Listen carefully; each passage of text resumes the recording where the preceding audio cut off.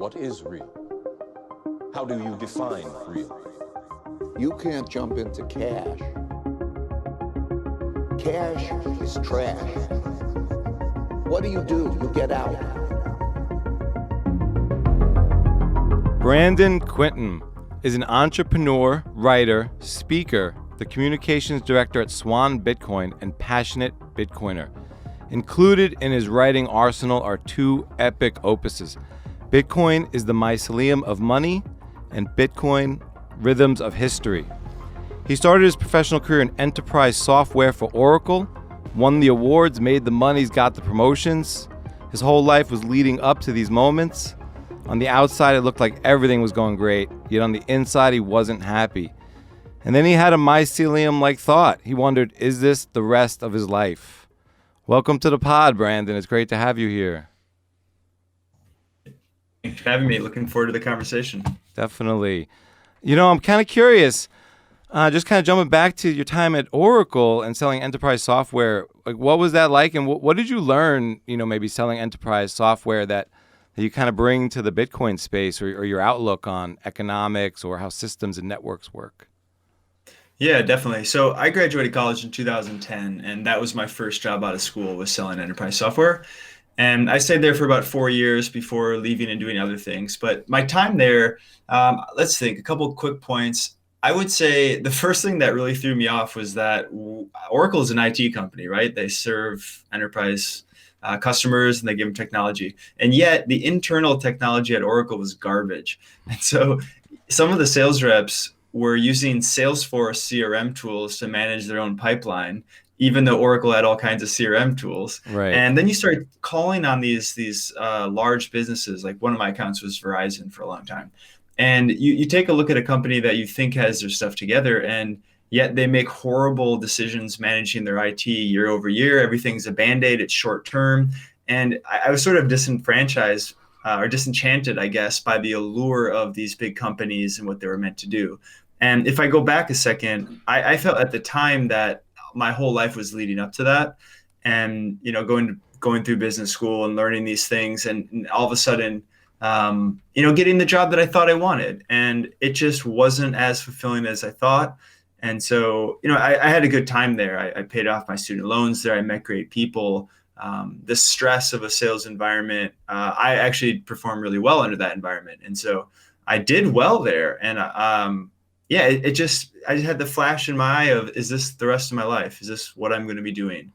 And that just wasn't good enough. And so I took a little detour. Yeah. It seems like you speak about architecture, the internal architecture at Oracle, and then maybe your own internal software. And it seems like you re-architected your life. We kind of rebuilt it from scratch and kind of went on a journey, I think, with your now wife. That's right. Yeah. And you went and you didn't just kind of like get out of corporate world and, just run. It seems like you went and joined communities and built things. Yeah, that's right. So what ended up happening was I was being groomed for a promotion. I flew out to Denver to meet with a new team.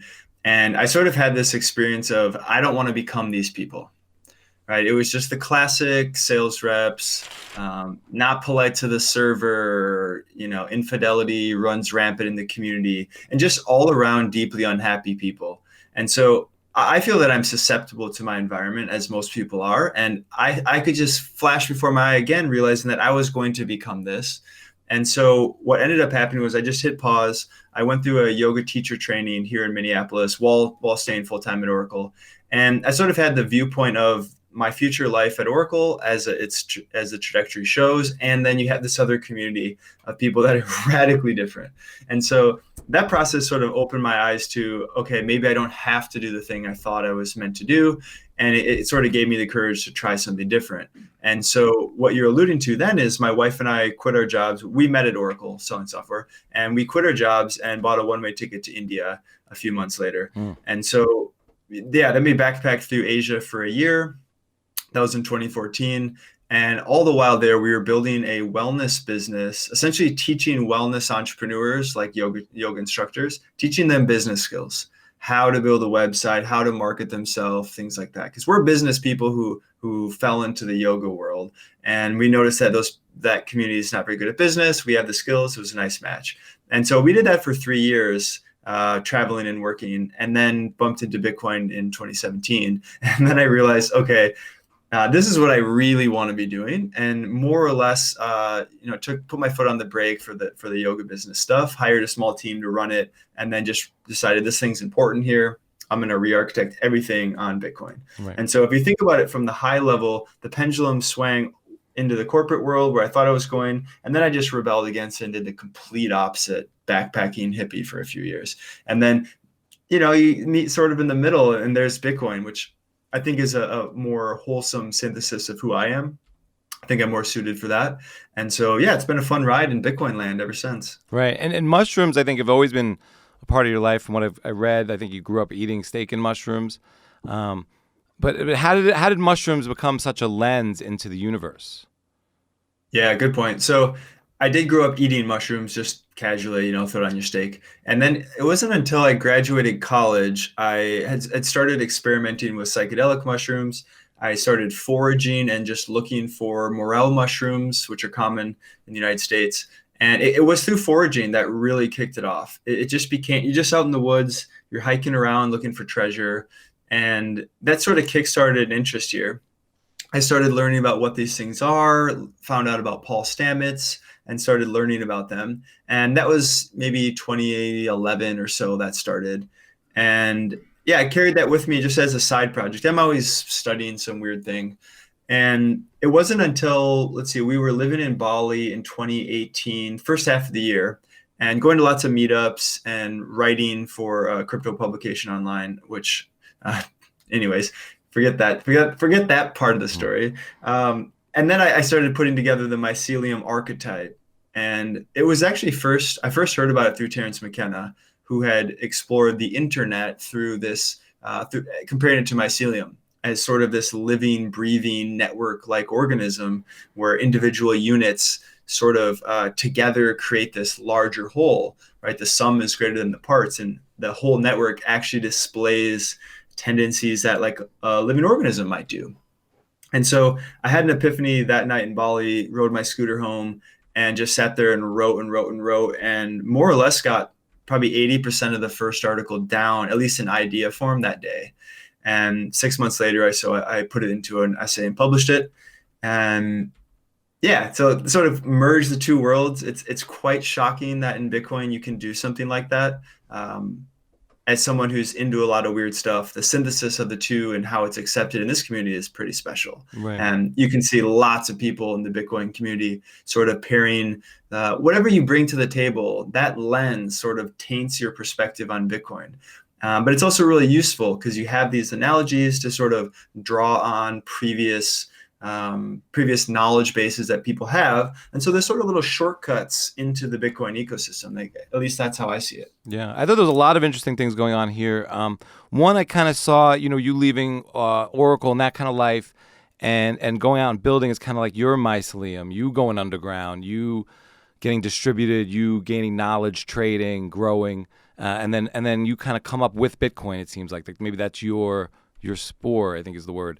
And then what I find really interesting is then you look at Bitcoin through this mushroom lens. And what I think is really interesting about that is just also the timing of it. So we're in the bear market, and the article gets into that. It's like, Bitcoin is like mycelium. It's kind of growing and organically and trading and learning, even though you don't see anything above the ground. And then you make this interesting connection where mycelium and maybe Bitcoin is like maybe dark matter and neurons and the internet. And they kind of have like life. Maybe you could touch a bit on that. Like how is mycelium like those things? Yeah, definitely. So mycelium is, for people who aren't necessarily initiated into the world of fungi, fungi have their own kingdom, right? You have animals, you have plants, you have fungi, etc. And so there's millions of different organisms that make up this kingdom. And the predominant form these organisms take is the mycelial form. And you can think of this like an underground root system. It's one cell wall thick, It's just an underground internet. It connects all the trees and plants together. It forms communication networks. It communicates, it trades resources. It sort of acts as an immune system for the forest. And it just sort of, from that lens, you realize that a forest is not this competitive thing. Like, yes, there's competition here and there, but really it should be looked at as its own ecosystem that sort of acts as one unit. And the mycelium is sort of the membrane that holds it all together. And that underground network archetype just seems to show up all over the universe. So fungi have been doing this for over 1 billion years on our planet. They're the oldest. They're sort of the shepherds of life on our planet. This network system just seems to be a really effective evolutionary strategy. And then you start to realize all dark matter and dark energy takes on this same network archetype. So if you zoom way out, it's the network. If you zoom in on your neurons, our brains are the same network archetype. And so you start to see it all around. And to me, what that says is it's an evolutionary strategy that whatever we call life employs. And it happens to be a very effective strategy because fungi are the most resilient type of species on our planet. It's not even close. They've survived all 6 mass extinction events where, the dinosaurs get wiped out, fungi inherit the earth. Happens again, fungi inherit the earth. And so this network archetype just seems to be sort of the definition of anti-fragility. And now you look at that through a Bitcoin lens and you realize, okay, Bitcoin is like this mycelial network, individual people and computer nodes. We all sort of make this network and we all act in our own rational best interest, just like the mycelium does. But together you form this unit that sort of adapts to its environment. It seeks out unmet demands and sends a signal to developers to go create some new software. If a bug is in the system, information travels through the network and it rebuilds. And so it sort of learns and it adapts. And it's very hard to kill because you, just like mycelium, you can break it in half, just literally chop the whole organism in half. And now you have 2 organisms. And so you could cleave off a section of Bitcoin. You can go confiscate all the miners in the United States and the network routes around that. And it creates an opportunity for another part of the organism to flourish. And so you sort of just can go down, and I like analogies. I find them to be effective. Obviously, Bitcoin is not mycelium, but they're useful. And some people push back, like, speak true or straight. But I prefer the analogies. I think they're more fun. And now I don't even know the number, but thousands of people have reached out to me in DM saying, hey, I didn't really understand Bitcoin. This analogy worked, or I gave it to a friend, or I didn't really think about Bitcoin in this way. And so it seems to have struck a chord. And to be fair, I'm not the first one to talk about this. Ralph Merkle has a really famous quote where he says, Bitcoin is a living organism. And if you haven't seen this quote, I don't have it pulled up, but it's a very, very cool, poetic way to look at Bitcoin. And so I'm standing on the shoulders of giants. And since then, many other people have written about it, especially Gigi's work, Proof of Life, et cetera. That's a fantastic series. Yeah, we're talking to him in about a month.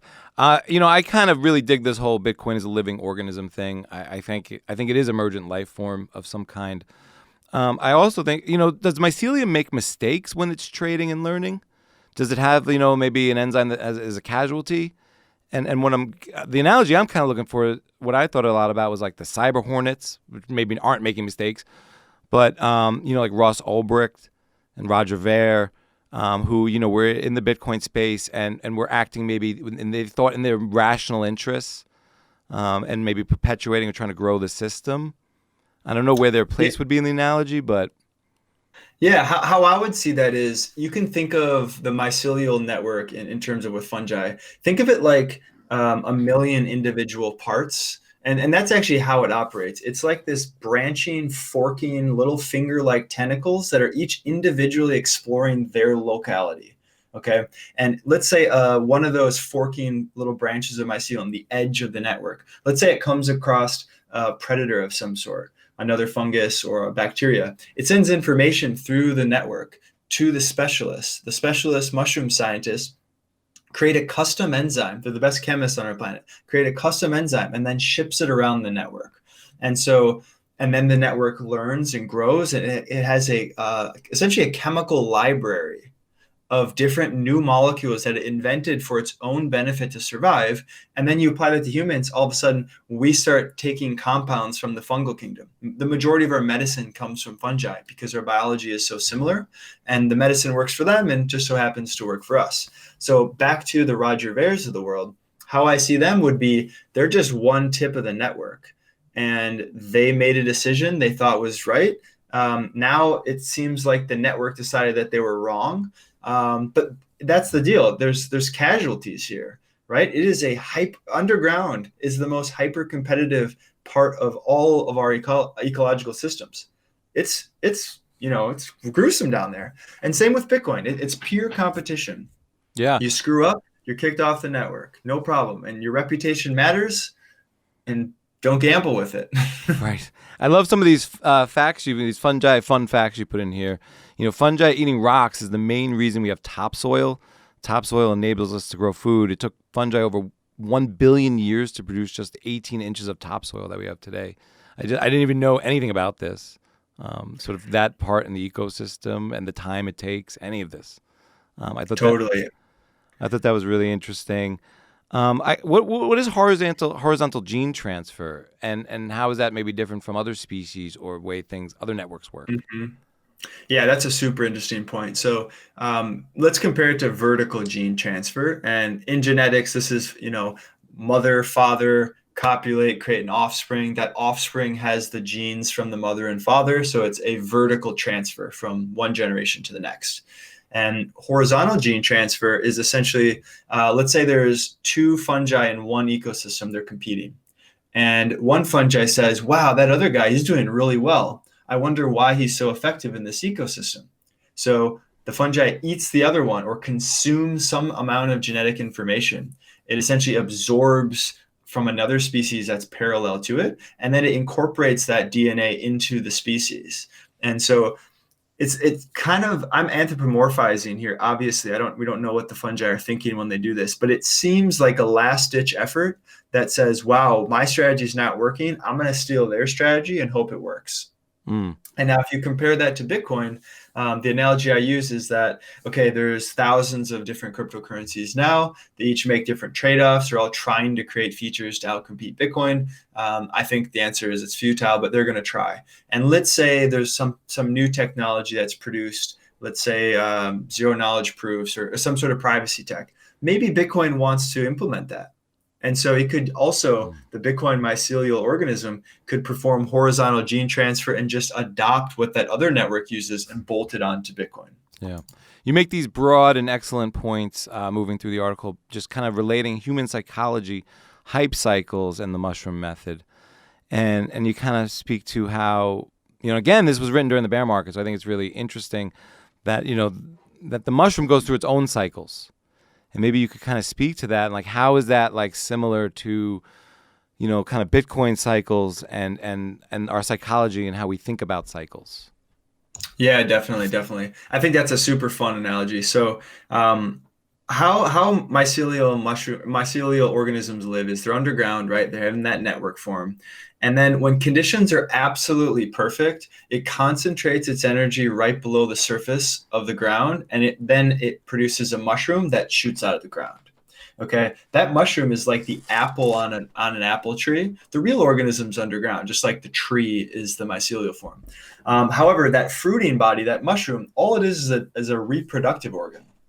It grows very quickly, and then it releases little mushroom spores, tiny microscopic little seeds that float around, and they land nearby. And when they land nearby, as long as there's two of them near each other, they fuse together and form a new colony. And then they live underground, and then they grow and grow and grow. And then when conditions are right, that new organism reproduces by producing a mushroom. Okay, so that's the fungal life cycle. Now, if we compare that to hype cycles in Bitcoin, most of Bitcoin's life, the price is boring. There's no hype, nobody's talking about it. That's the bear market. That's like the mycelial form when it's just underground, networking, eating, growing, all those things. But then when conditions are absolutely perfect in Bitcoin land, the price goes crazy. Everybody starts talking about it. Capital floods in, your taxi driver's talking about it. And just like the mushroom, out of nowhere, it explodes, very quickly matures, and then dies back really quickly. So that's the blow off top. But just before it starts coming down, it recruits all these new people to the system. And those are like the little mushroom spores. And now the mushroom spores fly all around. Most of them die, but a few of those newcomers into the Bitcoin market stay. And those become the next wave hodlers. And then in the bear market, they network underground, they build the resilience. That's when we're doing things like proof of keys, getting people to hold their own custody, learning about Bitcoin. And yeah, that's sort of the bear market. Now it feels like the mycelial organism is concentrating all that matter right below the surface, and it doesn't feel very long before another mushroom is going to pop out and the price will go crazy. Right. The mushrooms things is so interesting because even you talk about in the book where humanity's had this long relationship, mysterious relationship with mushrooms, fear, maybe anxiety, euphoria, medicine. And it's funny, it's even in video games, the red and white mushroom in Super Mario Brothers. I never really connected these dots and knew. You kind of even tell us a little bit about what kind of mushroom that is. And then it's like Bitcoin conjures up a quasi-religious fervor. Yeah. And we talked about it as in a life form as well. And I feel both these kind of camps, like, how do these either interrelate or, what does it mean that Bitcoin has like a religious like fervor?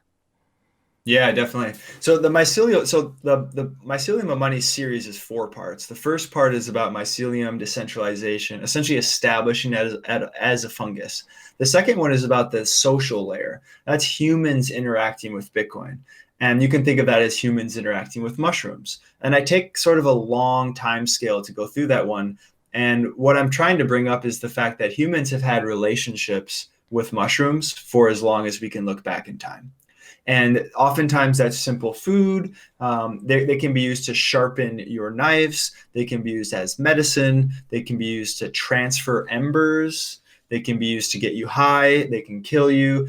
Dyes, there's all kinds of things. And so ancient man, there's lots of fossil evidence of ancient man using these tools. There's one famous one, Ortsy died in the Swiss Alps like 8,000 years ago or something.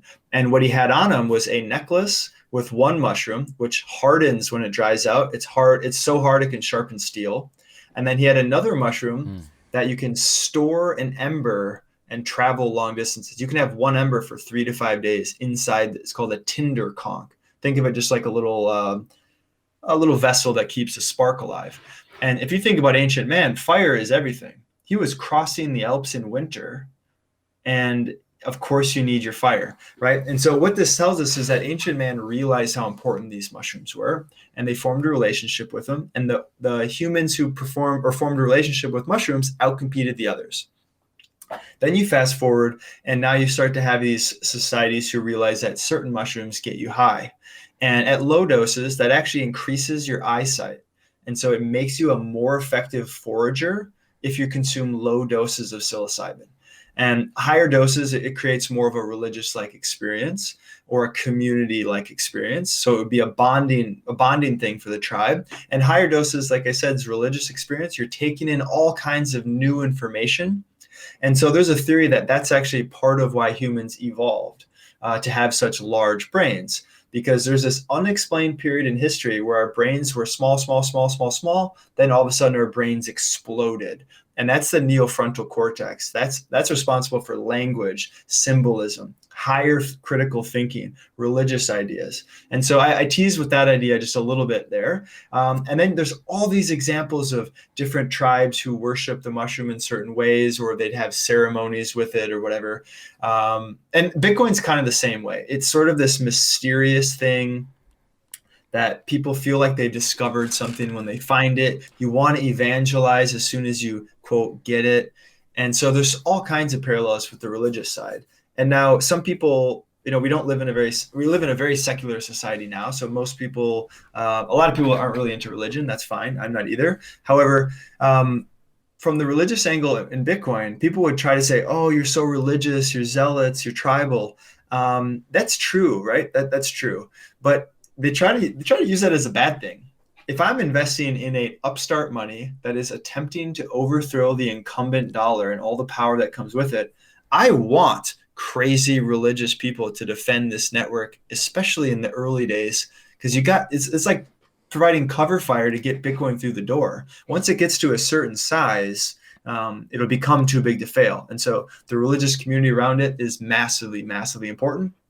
Guys like Michael Saylor realized this. He coined the term the cyber hornets. I think that's quite apt. Now here we are, a bunch of crazy people overthrowing the legacy system peacefully. And it's attracting the smartest, most interesting people on the planet to this thing that somehow represents truth in a world without it. And it gives young people purpose. It just feels like feels like the right thing to do. And it feels like something that humanity needs. And so myself and many others find it very easy to dedicate most of our waking hours to this thing. And podcasts popping up everywhere, incredible writers, and the industry is just flourishing. And so it's quite fun to be a part of it, I would say. Yeah, I have to be honest. I love these two works. Now, we're kind of, I think I want to turn a little bit more to the rhythms of history. But as we wrap up kind of talking about, the mycelium of money, I kind of see almost these two pieces as they're very different voices to me. And I mean that as a compliment. I almost feel like they're written from two different people. Again, it's a compliment. I think there's many facets to Brandon. I'm just really I think this is just like a little drop in the bucket. But the first book is very for me, was a page turner. Just gobbled it up.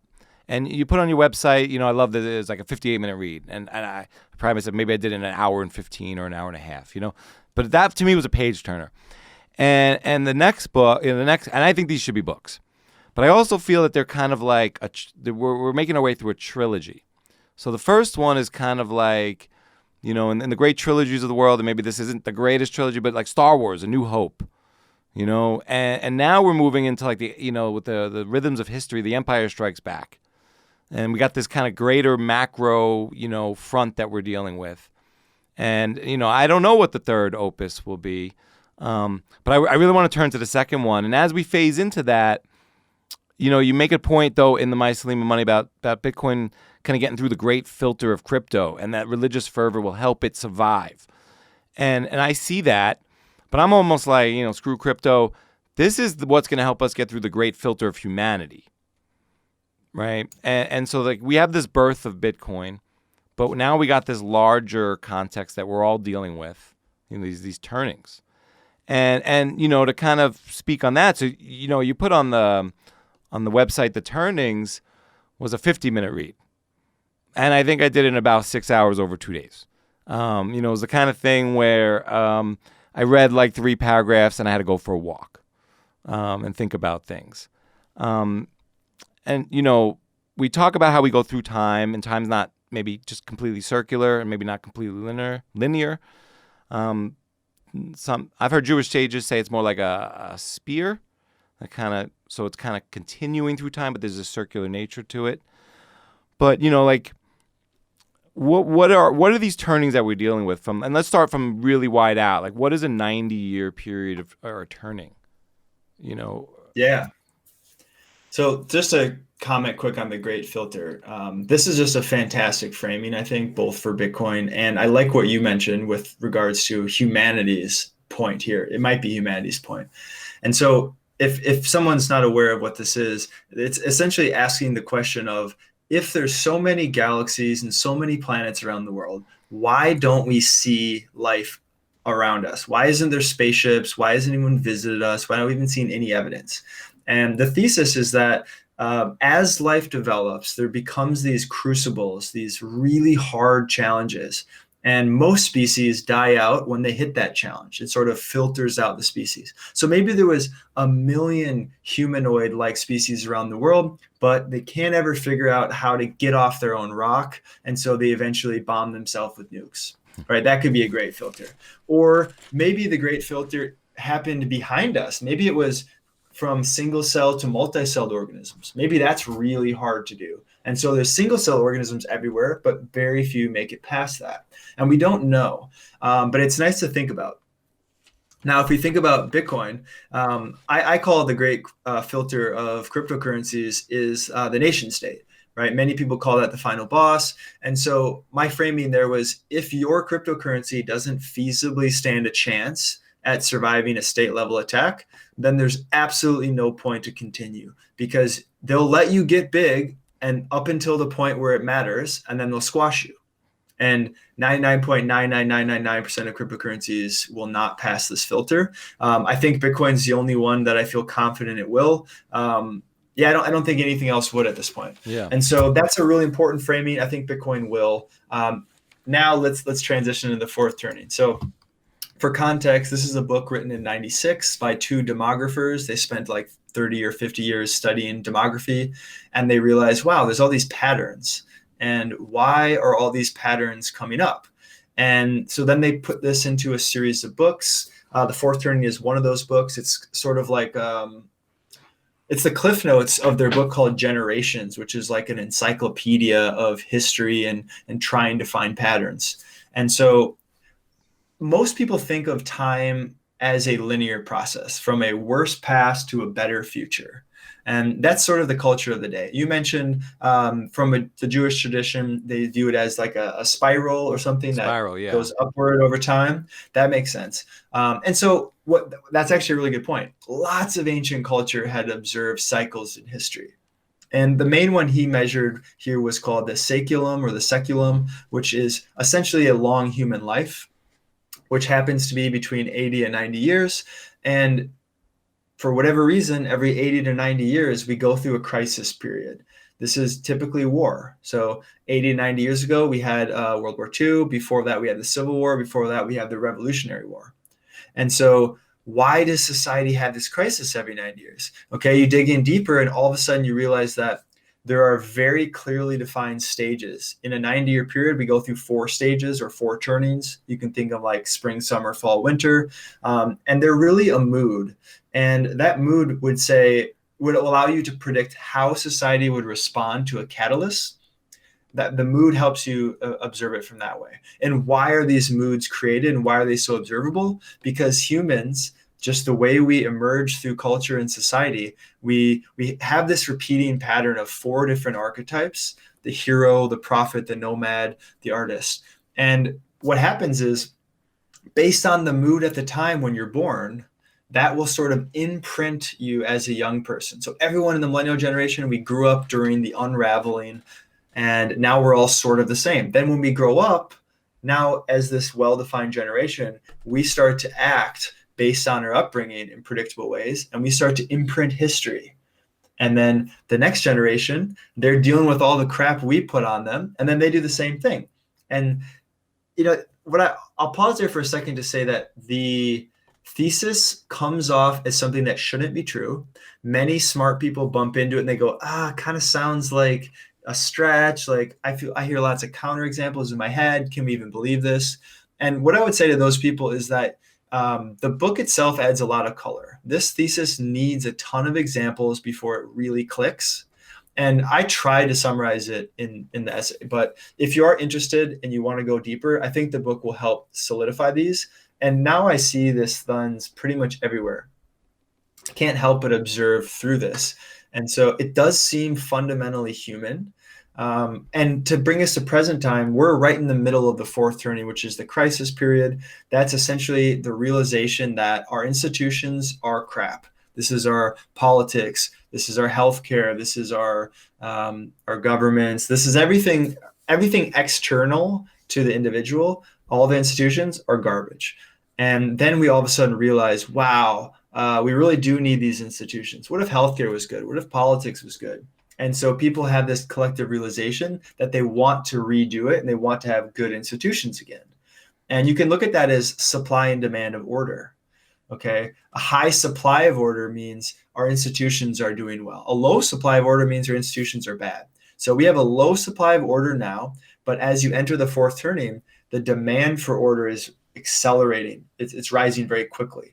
And so that causes a frenzy. And so any little spark in a fourth turning will be a really big deal because we're all primed to make that change. And so, yeah, we're in the middle of the fourth turning now. We have probably about 10 years left. It started in the 2008, 2009 global financial crisis, and I predict it to end around 2030. I don't think we've hit the climax yet, so I expect some turbulence here. And then I expect massive changes to politics, to healthcare, to money. Everything is going to change. And the analog is 1929 to 1945. So that was the previous fourth turning. Started with a financial crisis in the stock market, Great Depression, FDR's New Deal. Okay, now we get into World War II, and then we have Bretton Woods towards the end of World War II. All kinds of things changed. UN, NATO, World Bank, IMF, Social Security, pensions, all kinds of crazy stuff was built there. And it was very unprecedented at the time. Now we take these things for granted, but at the time it was very radical. FDR ran on a campaign of a fiscally sound budget. He was going to balance the budget. And then a few years later, he's passing the largest stimulus bill in history and going full Keynesian and doing all kinds of crazy stuff. And the business people at the time, the government's in desperation, so they're reaching for money wherever they can get it.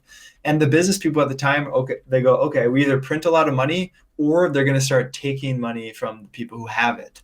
And so all the business people are like, yeah, fine, devalue the currency, no problem. And of course, we know devaluing the currency hurts the little guy more than the people with assets. And that started deficit spending during a crisis. And now we're deficit spending for fun. Everyone gets some points if you're Stephanie Kelton. Right. So that was a long rant. No, that was awesome. And I want to dig into a lot of what you just said there. And I think to frame it up, like I want to talk about these kind of like, the prophet, the nomad, the hero, the artist, who they are. I think it's going to help people understand where they fit in these turnings and maybe some of the macro forces that have kind of like molded them maybe. But I also want to like think a little bit about like how does one maybe not be a part of this, But let's just kind of walk. What is the prophet, the nomad, and the hero and the artist? And let's use kind of like today's baby boomers, Gen X, millennials, Gen Z definitions. Yep. Let's do that. But first, I have to address the point of how do we not participate? This one comes up a lot, right? It sort of feels like if this is true, then our future is already written. So what's the point, right? That's sort of the thing that comes up. But the reality is this is a very general approach. This is how society moves. You can think of it like, let's say there's 20 variables in how you measure society. How do we approach politics? How do we raise our kids? What is the supply and demand of order? Are we individualistic or communistic, right? Each one of these are on a pendulum that just swings over time. And the mood just determines, it gives you a rough angle. Are we increasing in demand for order or decreasing, right? So it's very broad. You can't avoid it at the society level, but at the individual level, you can break every single one of these rules, no problem. And many people do. But it's really just how that groupthink occurs. Excuse me. Yeah. So let's jump into go ahead. I was going to say, were you breaking the rules and busting the mold when you quit your job and went overseas? Is that someone taking them, or are you still subjected to these macro forces, even though you're trying to get out of the system? Yeah, it's interesting. You would have to say, so as a millennial myself, I'm, quote, a hero generation. Heroes grow up in a period when in the unraveling, which is deregulation. Everybody's getting drunk at the party. Nobody's trying to end the party. This is the 90s. This is the early 2000s. The getting's good. Nobody really cares. Nobody's asking questions. It's fine, right? And so millennials actually grow up over-parented. And the reason is because the previous generation, Gen X, they were under-parented. So we had the whole country in America hated kids because they were the latchkey kids. They didn't have supervision, so they were bad boys. And so millennials are a response to that, saying, wow, we got to fix the kids. So millennials are super over-parented. You can't hurt them. We're bubble boys, 13th place ribbons. We're all special. And so we grow up with that. And then we also come of age during the crisis. This is the period where, we rearrange the exterior world, we go to war, or we do something big enough to change everything. And so that's sort of the millennial generation. That's the hero. The risk with the millennial generation is that they're too orderly and they're too collectivist. And so, we're going to flirt with socialism. We already are. And the millennials like that. They choose that. They unironically call each other comrade, which obviously, if you pick up a history book, you might realize how stupid that is. But they don't. And they actually prefer to over-index towards collectivism rather than individualism. And I feel myself, I do not fit in with this model at all. I've always been an individual and go against the grain, do my own thing. However, I see my peers very much like this. And so that's sort of the thing here. I might break the mold, but my friends haven't. It's pretty obvious. And so that's one generation. Let's go through a few more to actually get to your point. The next generation is the prophet archetype. And the prophet archetype is the baby boomers. Okay, these are the people who grew up, they were born after World War II. Everything was given to them after World War II. This is Pax Americana, white picket fences, the getting's good, suburbs, equality is high. And then these little spoiled kids who got everything, they grow up and they realize that the culture was sterile. It's boring. There's no edge. The music sucks. Nobody's doing anything spiritual. And so that prophet archetype comes of age and they cause an awakening. This is a rearranging of the interior world, and that's halfway through the cycle. So at the midway point, we rearrange the interior world. At the end of the cycle, in the fourth turning, we rearrange the exterior world. And the prophets are responsible for that interior revolution. This is the psychedelic 60s, civil rights movement. Before that, it'd be like the Puritans and any religious movements. They happened at that period. Okay. Now they grow up. They're principled. They're narcissistic. They're ideological. And after the hippie generation, after they're all hippies, right? Then that ended. They had a wake-up call, and then they became yuppies. And they were the individuals. They were the ones who raised Gen X. They actually didn't want to grow up, so they raised Gen Xers without any supervision. Okay, that brings us to Gen X. They're the nomads. They're sort of they're practical. They're like, just tell me what to do and I'll do it. They're usually the ones who have to make the hard decisions. They're the bad boys. They're pragmatic. And throughout history, they were never the key leaders. They were always like the strong general who actually won the war. They put their head down. They did the things nobody wanted to do, and they got it done. Okay, versus the prophet, the baby boomers are more like sit in the tower and talk about how we see eye to eye or we don't. Okay, the Gen Xers, they don't actually do that much to culture in the same way, or compared to the prophet and the hero, the millennials and the boomers. And the reason is obviously the prophets create the interior revolution, the heroes create the exterior revolution, and the nomads are just sort of part of the process, and they sort of bridge the gap. They don't actually cause too much changes in the world. And then you have the heroes, the millennials. Then finally, you have the youngest generation now, which is Gen Z. This is the artist.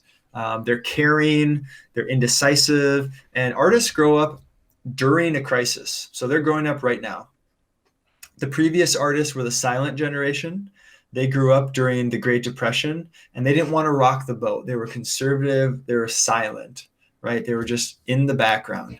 And the young people today, they're growing up during the crisis, so they become sort of withdrawn and they become sensitive and they're conservative with their values. They don't want to risk anything because it's pretty risky out there. And the Gen Z, they're going to grow up and they'll sort of be the empathetic midlifers. They're great grandparents, fantastic grandparents. But yeah, they don't really mold the world that much, but they prevent the millennials from going overboard. Because if the millennials go overboard, the heroes go overboard, we have this very orderly, rigid society. Nazi Germany would be an over-indexing of the hero generation. And, we're all on the same team. You're either with us or you're against us. Strong central planning. No problem if we get rid of our liberties because this is good for everyone. And so they're willing to make that sacrifice. And the artist is a little bit different. They don't want to be under a strong rule like that. So that's the four. And interesting, throughout history, they just go in an order: prophet, nomad, hero, artist, prophet, nomad, hero, artist. And each one influences the next. And the constellation. So is a hero old or young? Is an artist old or young? What stage of life are they at? That constellation of the archetypes is how you know what mood we're in. Right. And yeah, that's a long-winded answer, but no, that's awesome. I'm really concerned about the Gen Z generation. My children, everyone's kids, growing up during these, this crisis, this fourth turning, at the peak of it, maybe. And if it was a financial crisis, I feel like, hey, I could just kind of sweep that under the rug or not really affect that. This kind of this COVID crisis is a little more in their face. I read what you wrote, about that generation, and it rings true. But I don't want my kids to necessarily be, meek or kind of just standing off to the side, maybe with great advice, but not really taking action. The other thing, I thought about, like, you kind of come along, because your background is in writing, communications, and it seems like, there's a lot of references to Hollywood. And, like when we were talking about Gen X, I think of like Jack Nicholson and A Few Good Men, that kind of archetype. And I wonder too, like, what if we got a strong individual as a president? Can that change these moments? Or is the president a reflection of the moment? And I'm not trying to get political. I'm just trying to say, like, can strong individuals kind of like disrupt these generational turnings? I'll go one step further, like Satoshi. We kind of go through the hard times, create good times, or whatever the quote is. And a lot of people say we're in the soft times, or whatever. I'm like, but I don't know. Satoshi's like the hardest dude out there, not hardest thing out there, man, woman, or group that put this together and is going to maybe, take us further than maybe into a fifth turning. And you get to this later in the article. But, can strong people interrupt these things? Yeah. So first about your children and the other Gen Zs out there. They're as a generation, they're caring and indecisive and meek. However, they're not all like that. You have a massive influence on your kids, right? But you just know the force that the gravity wants to pull your kids that way, right? And if you know that, you can sort of steer around it. And also with the artists, they become adults in the first turning, which historically that's a time of peace, high equality. Things are really good. And so they're going to hit their 20s post-crisis, and they're going to be potentially in a much better world. And so, each generation sort of has their trade-offs, and they get the crisis out of the way early, right? The boomers, they're all trying to retire right now, and they're going to find out pretty quickly that they don't have as much retirement money as they thought they did. And so each generation sort of has its own struggles.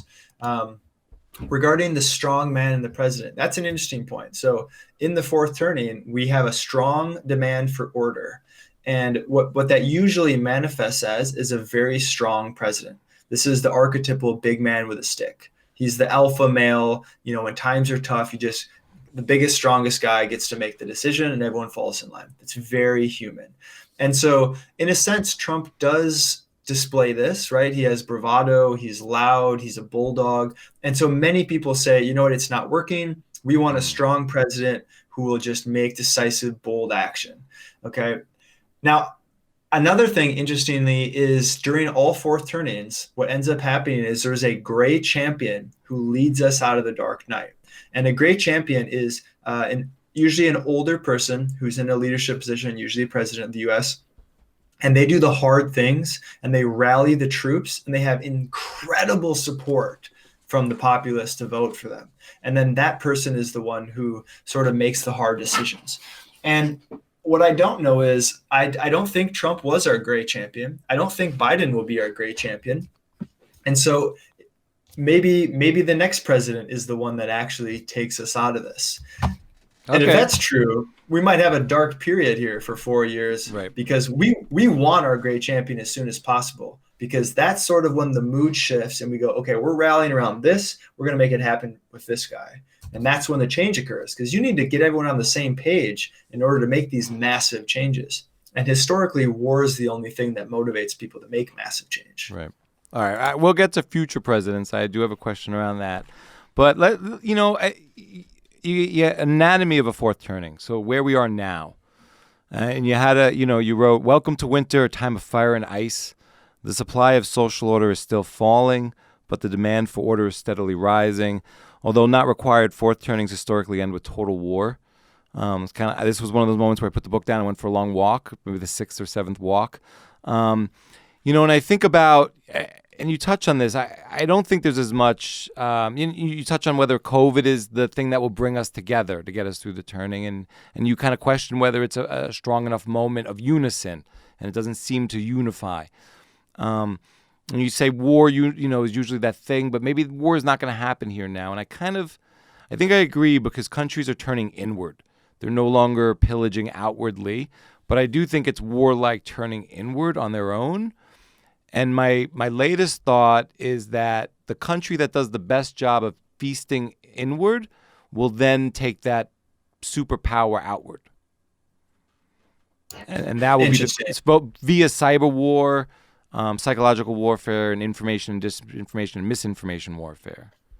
So I'm kind of thinking, and I don't want to get too dark, but like, where do you think we're going over the next few years, or really 10 years, before we get out of this? Like, Yeah, I am pretty concerned, to be honest. I think just looking, if we zoom way out, the trend is toward totalitarianism.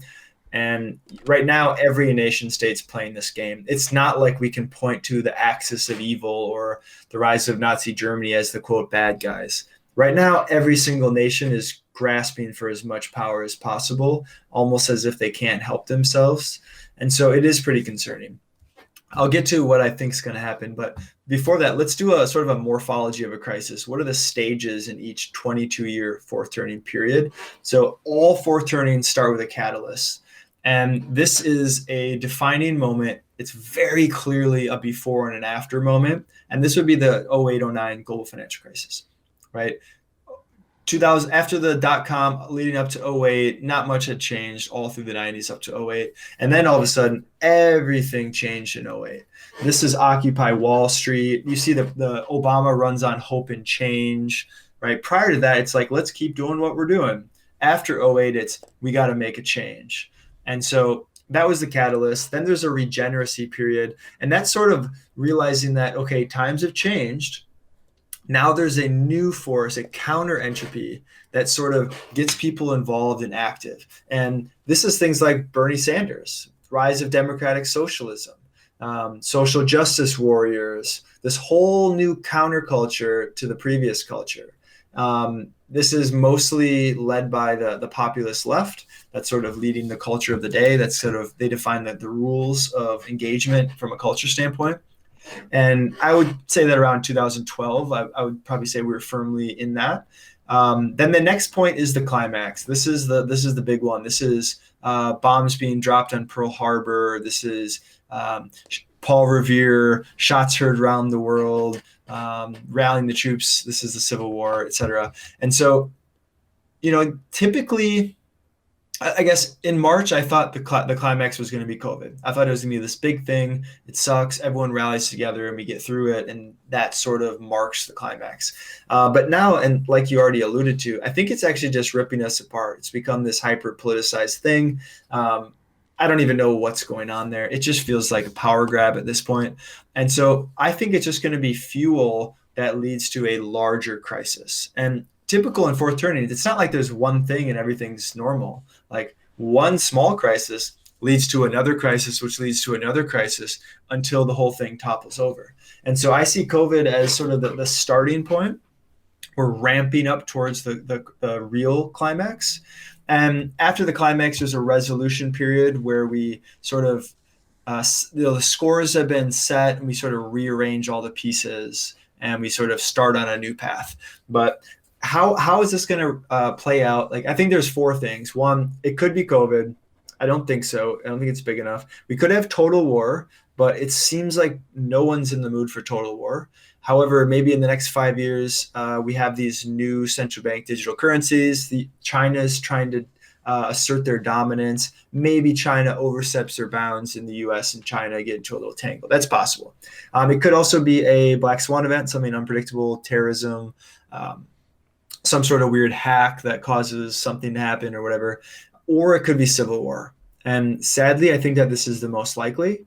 There's a lot of stats that back this up, like things like, I think it was 60% of people or 50% of people said that they think violence is justified in order to get your political will passed.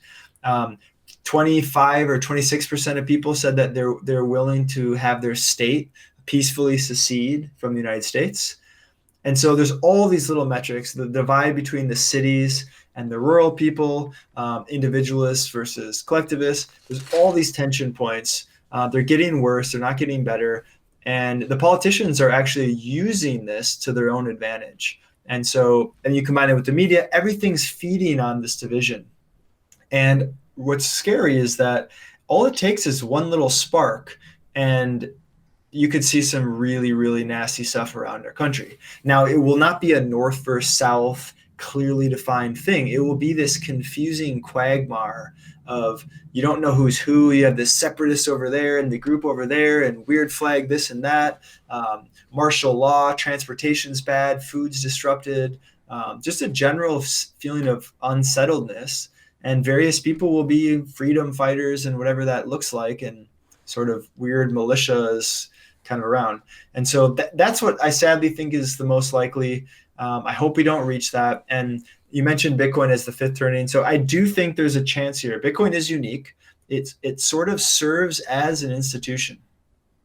And what we need now is strong institutions. So what if Bitcoin was this thing that we could architect around? It's fair. It sort of appeases the millennials because it is fair. It's not 12 old white guys running the money. It is a network. It's a community. And so theoretically, that could be the thing. And what it does uniquely is we're also in a very bad economic situation, as well as all this social unrest. And so Bitcoin is sort of this life raft. You can sort of get on the life raft instead of sinking on the Titanic. And the quicker we get people on this life raft, the fewer people are going to be desperate and flailing and backed against a corner, which is when people do things become violent. Rational people don't become violent. But if push comes to shove, normal people, rational people do become violent.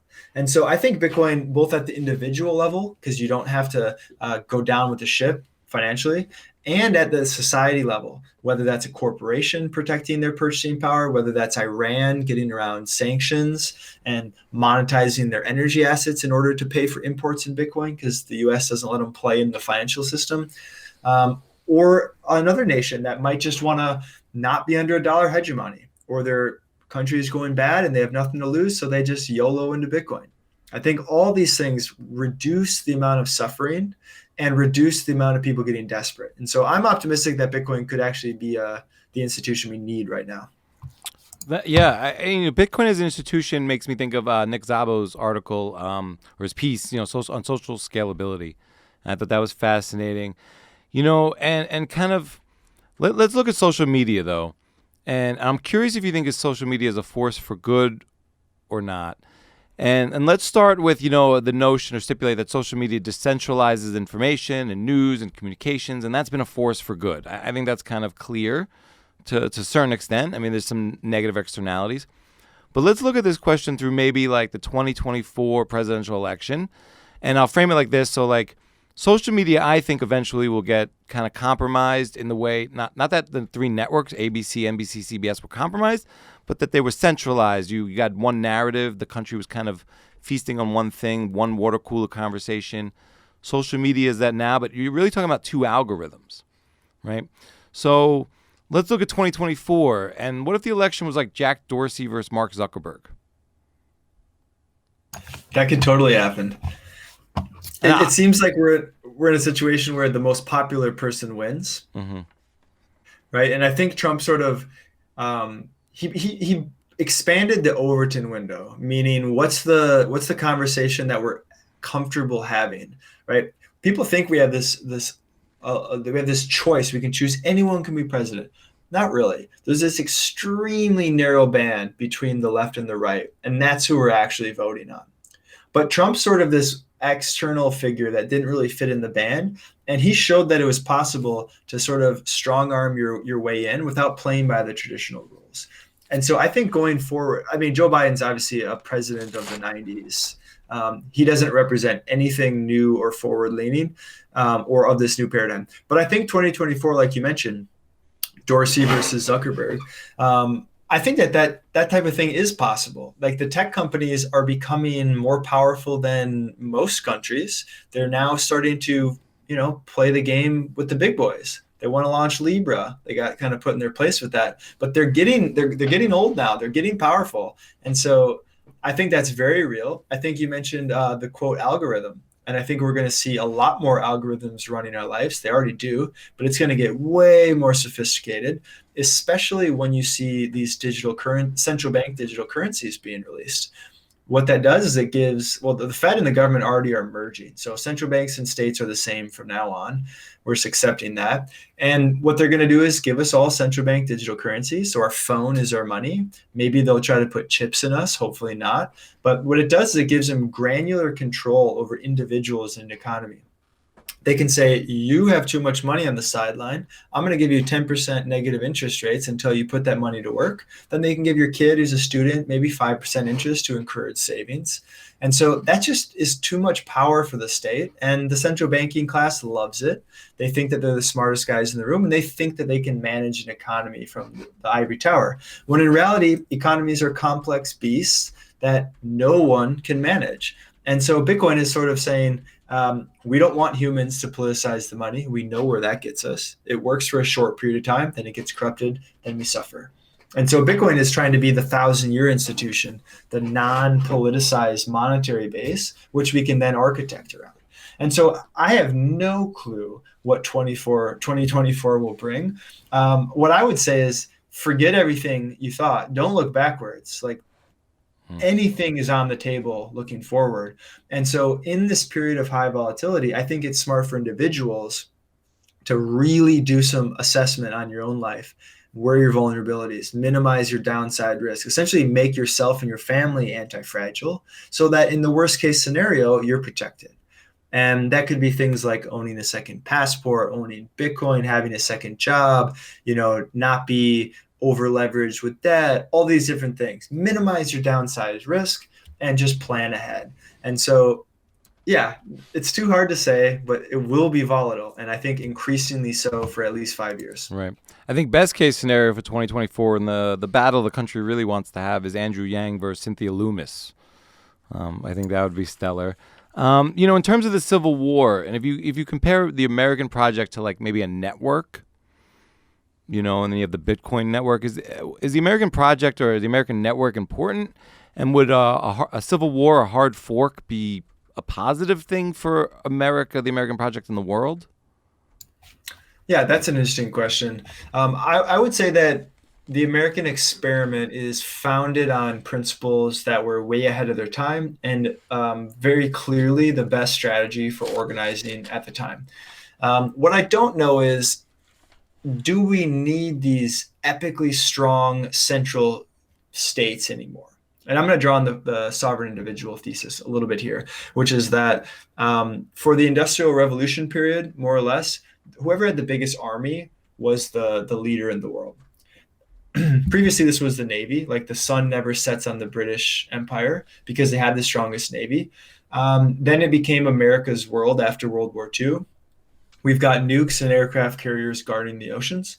And so essentially what was rewarded was the state who had the largest capacity for violence. However, in the information age, which we're in obviously now, the whole logic of violence shifted. Now a big state's actually not that important because having a big state's very expensive to maintain. Instead, the defense or the little guy has an advantage in the information age. And that's through things like cryptography and Bitcoin. These are asymmetric technologies that benefit defense versus offense. And so in that world, I see, bringing it back to America, I see the fracturing of America actually as a long-term positive thing. I would like to see smaller states with more control. Large state. How are you going to govern Chicago and Western Illinois? They have nothing in common. And so why would the state do that? Maybe you should fracture it a little bit more. Why would DC make the same law that applies to cowboys in Wyoming and people who live in Silicon Valley? They don't have anything in common. And so I think we should fracture governance into the smallest unit possible. Now, I don't know how practically a secession would go or a fraction of the US. Historically, they've been very violent. But Catalonia tried to break away from Greater Spain. That was met with pretty aggressive response from the central government in Spain. And so I don't know how it will work out, but I think in the long run, it's better. But nobody wants to give up their land. And so I don't know how it could be peaceful. Yeah. How do you protect yourself during this fourth turning, I think, is what we should turn to now. So people can kind of like gird themselves before we maybe turn to some more optimistic topics. But, Obviously, protect your wealth with Bitcoin, minimize your debt, live below your means, have multiple sources of income. Flag theory, we're going to have a show with Katie and Nina coming out. So, get that second passport, go where you're treated best, maybe set your business up somewhere else, go have some recreation somewhere else, spend money where it's cheap. Don't be cancelable. Don't invest in politics du jour. Be self-reliant. Become more technical. Become super literate. Do things for yourself. Don't trust, verify. Find a community, build your citadel you get into, and stay vigilant. But let's turn to maybe, more optimism. Like, we get through this by hook or crook. What are we looking at in 2030? Is it a renaissance? Is Bitcoin the biggest part of that? Yeah, good question. So it's really hard to say from our vantage point, right? We're approaching the peak here. And historically in fourth turnings, it can resolve in a really positive way, or it can just be a tragedy. And I don't think that story has been written yet. However, I am optimistic because we have Bitcoin. And if we didn't have Bitcoin, I would be extremely pessimistic right now. All trending forces are a centralization of power, and we're sort of all farmed by our fiat overlords. That's the trend. And as a personal freedom advocate, I put that freedom as among the highest ideals. That's pretty scary. But thankfully, we do have Bitcoin, and Bitcoin is uncompromising. The state cannot do anything to Bitcoin. It can try, but it will backfire. And so I believe that's sort of a moral force for society. It puts restraint on these overreaching governments. It sort of takes a little power away and forces them not to misbehave, because Bitcoiners can leave with the capital and no one can stop you. You can go get another passport. There's going to be a tremendous amount of innovation coming out of Bitcoin. And if you shun the innovation, you're hurting your whole country. And if you accept the innovation, you're going to go into a brighter future. And so what I would say is I'm very bullish on Bitcoiners. I think it's the best group of people on the planet right now. I think the force that we want to back, the horse we want to ride through the fourth turning as well. And if Bitcoin continues its path, like this year, I think things have accelerated. If it continues like it does now, I think Bitcoin has a real shot at turning the world around. And, we're going to go through a dark time no matter what. But the next period, the next turning, if Bitcoin's a part of this, which it seems like it will be, I think we do have a chance for a renaissance, right? You get the money sorted and you give people a chance to be more productive. And just that foundational element of fixing the money will have all kinds of downstream effects to improve our planet, from unlocking intellectual capital from people who are locked out of the financial system. They can save their money in Bitcoin, from removing all the time theft from inflation, so normal people can actually save their money in an asset that preserves the fruits of their labor. Capital preservation is what creates society. And right now we're doing the opposite. We're hot potatoing our money as quickly as possible. We're buying just-in-time plastic junk that lasts 2 weeks, and then we throw it away. And so I think Bitcoin is the thing that we need right now in society. It's perfect timing for that pendulum to swing the other way. And so if that occurs, we could call the next cycle the Bitcoin Renaissance, which is a phrase Brady at Citizen Bitcoin, also a coworker of mine at Swan, likes to mention. And I think that's very true. Now, what I don't know is, will it happen fast, or are we talking, a couple of generations until we see this renaissance? And that's really hard for me to predict. Again, time's not linear. And what we think is true now, no matter what we predict now, will be wrong. And in 10 years, we'll look back and the world will be very different.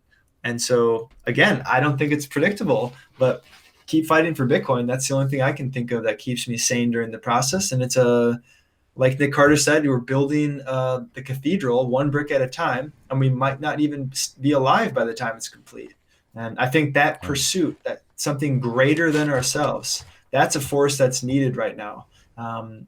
It gives me purpose, it gives many other people purpose. Right. And so there's nothing to do besides brick by brick. A Bitcoin Renaissance. That's beautiful. That's the future, and maybe tomorrow. But like, how could people use mushrooms today to help during these turbulent, confusing COVID times, mentally and physically? How can it help them?